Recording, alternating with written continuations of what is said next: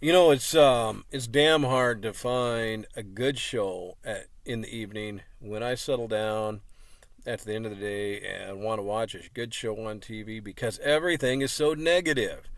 Everything is so dramatic. All the TV shows, they focus on drama, death, and destruction. We are full of a world of negative influences. Have you realized that? When you talk to people, anywhere you go, and you talk to people, and they want to start drama. I get this, if you're on Facebook, how much drama is on Facebook? Everyone wants to argue about everything. Everyone wants to have drama and get their feelings hurt on purpose. Everybody wants to focus on the negative. It's all around us all the time. It's a really bad vibe. Have you noticed? Am I the only one that knows this? I mean, I know I'm not. But this world is a negative world. It's a world full of gloom and doom and depression and evil and nastiness, and people love it. It's a bondage that they love, and they continue to have it. And a lot of times, as I'm meeting people and trying to make new friends, they don't want that. They want to get caught up in drama. They want to start picking people's lives apart and picking people's characters apart, and keep this drama and this negative vibe going in their life, and they're addicted to it. Our society is addicted to a negative field of energy, and it's a negativity is sin. It's no good. Now, I want you to think about something for a minute. The people that you know as a success in life, whether they be a businessman or somebody with a high degree of college and they have a good job and they make a lot of money, or maybe it has nothing to do with money. Maybe they're just a success with their relationships. Okay, you can be a great success without having money. You can be a great success as a person and be completely poor, be completely broke in life and be a success. All right, we don't always look at that, but you got to look at people this way. Are they a success? How many people can you look around and say, not necessarily have to do with monetary gain, but a successful person? And if you see them as a success and you wonder what's going on, how are they a successful person? Okay, because they have ambition. They have a good look on life. They have a focus point. All right, this is what makes them a success. Now look at a failure in life. A failure in life, they're gloom and doom. They're all about drama. Any situation they get into, they're going to dramify it. Whether they be at work, they don't want to get along with no one. They want to mess people over. They want to stab people in the back. They want to criticize and gossip. And then people are going to criticize and gossip them, and it's just going to go around and around. They're going to go from one crisis to another in life. Their whole life is going to be a disaster. In and out of divorces, children that don't like them. Usually their children are hooked on drugs and whatnot when they get older. They're not a success, all right? We all know people like this. They are a failure in life. Everything they touch turns to crap. That's a failure in life. Again, it might not have anything to do with money. Success and failure doesn't have anything to do with money. That's just a side point. All right? It can, a successful person can be rich, but not necessarily. So let's look at people we know. Just think about it for a minute. People you know that are a success and people you know that are a failure. And what's the difference? The people that are failures focus on the negative.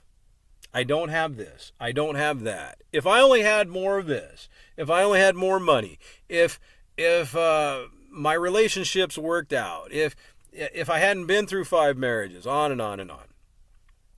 What does a successful person say? I'm happy I have this. Man, I'm thankful to God that He has given me these things.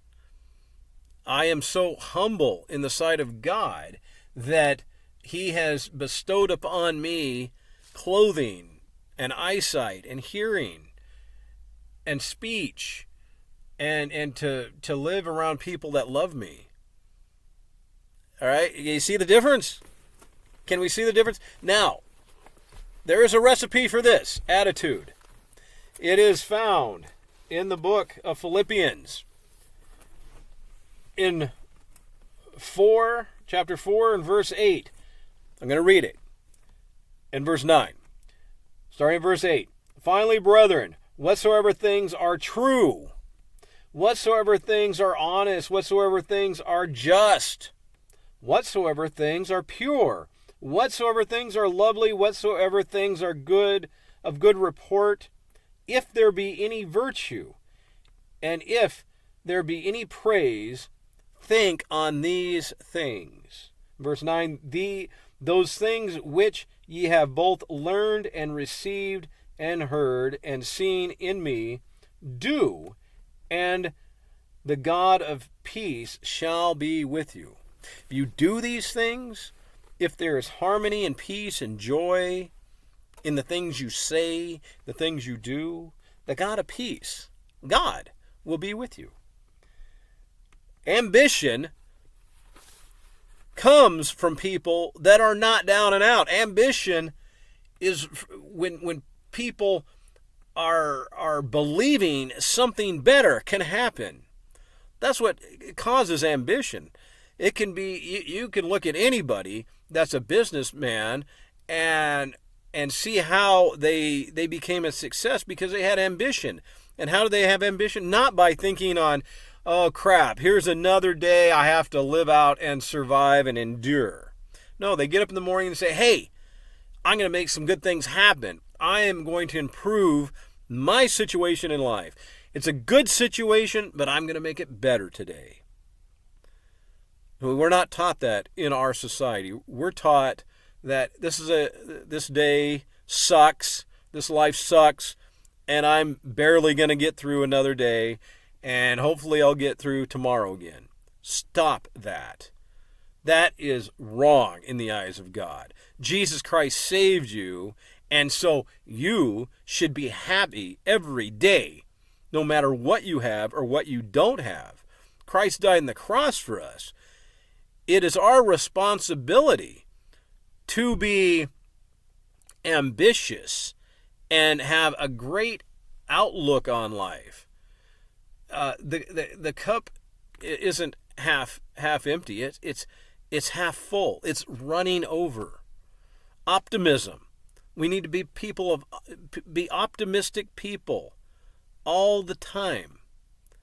All the time, every day, even when bad things happen. Okay, something bad happened. Well, it's going to get better. It's going to get better. Life doesn't suck. Life is a gift from God. And so we have to look at life as a positive experience, not a negative one.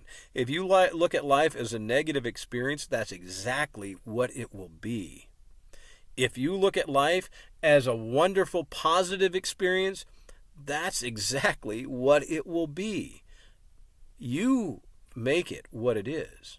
God's done his part. Now it's time for us to do our part. Let's have a positive outlook on our life because God has given it to us.